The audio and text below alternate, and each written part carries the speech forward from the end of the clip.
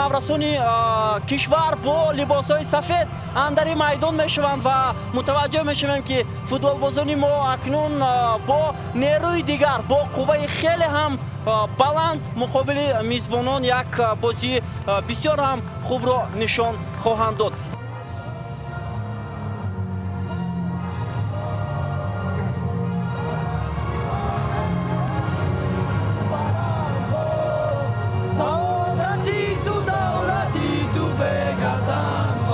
иштирок дар ин бозиҳо баргузор кард ва олло Рустам Соиров ҳамлагари тими мунтахаби наврасони кишвар бозиро аз маркази майдон оғоз кард.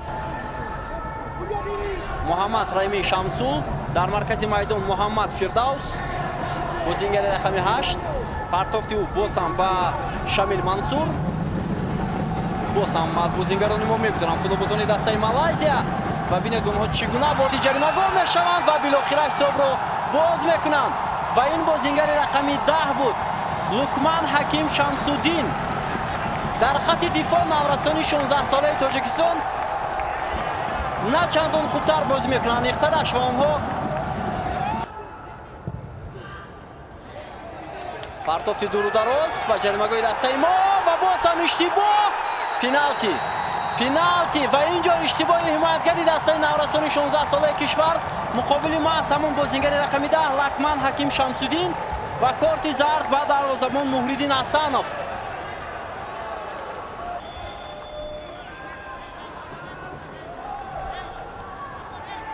Муҳриддин дарвозабони дастаи наврасони 16 солаи кишвар муқобили футболбози дастаи Малайзия бояд кореро анҷом дидиҳад, аммо на.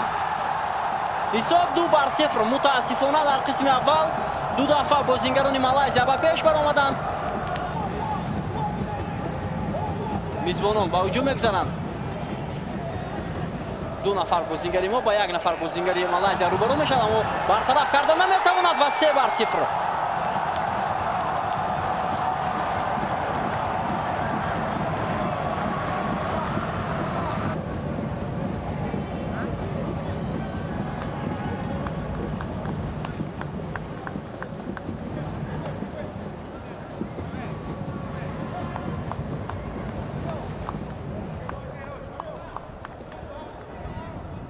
дастаи Малайзия бозингари рақами 7 Муҳаммад Наҷмуддин, вале ин ҳолатро бозингарони мо бартараф карданд ва дар ҷаримагоҳ ин гуна пасҳои кӯтоҳ ман фикр мекунам то ҷои таваккал ҳам ҳаст. вало Шарифбек Раҳматов натавонист ки хубтар ҳуҷумро анҷом бидиҳад. вало ҳуҷуми дастаи Малайзия ва ҳисоб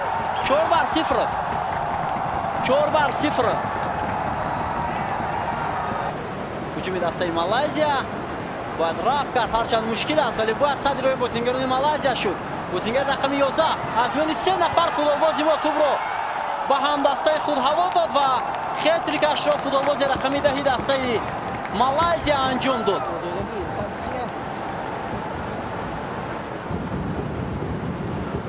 бартофти Раҳматов бар Рустам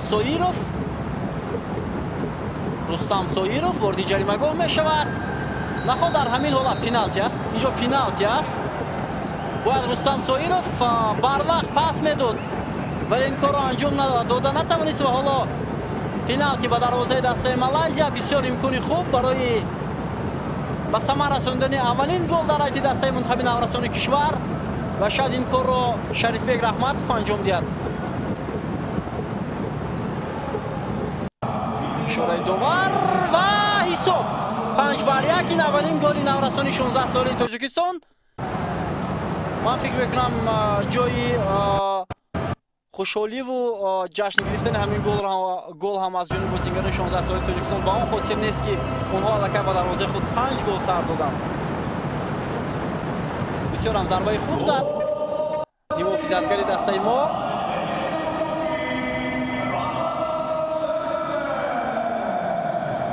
ҳуҷуми дастаи Малайзия бояд бартараф мекунад, бояд ҳамин ҳолатҳоро бартараф кард.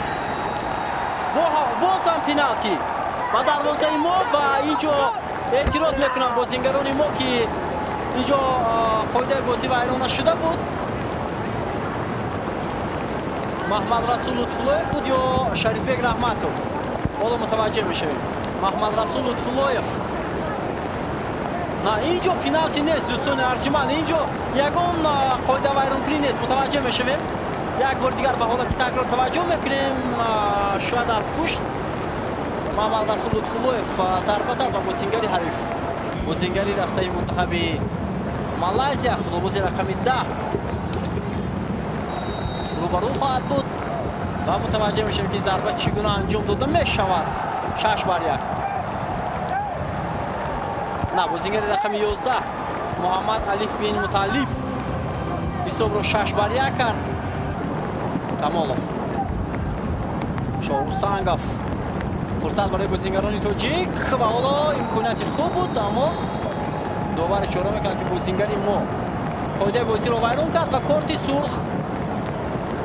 На, ба бозингари Малайзия корти сурх ва футболбози рақами 13. Инҷо аниқ аст ки пеналти ҷониби дарвозаи Малайзия.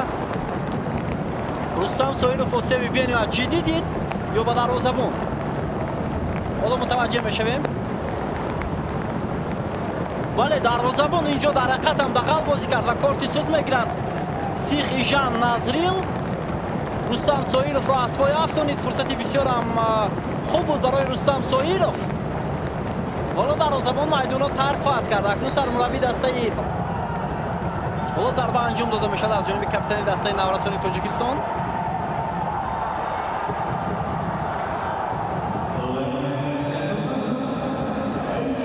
зарба ва аммо Рустам Соиров билохира муваффақ шуд. аз пеналти натавонист, вале баъдан тавонист голи дуюми дастаи моро ба самар расонад. ҳисоб 6-2. Ислом Зоиров муаллифи голи дуюми дастаи мо. дарвозабони дастаи Малайзия зарбаи аввалро баргардонид, аммо дар кӯшиши дуюм Ислом Зоиров тавонист онро иштибоҳи худро ислоҳ бикунад ва тӯбро ворди дарвоза намояд. ҳоло ман фикр мекунам довари бозӣ ба вақти асосӣ рақобат бояд зиёда аз 5 дақиқа бидиҳад, чунки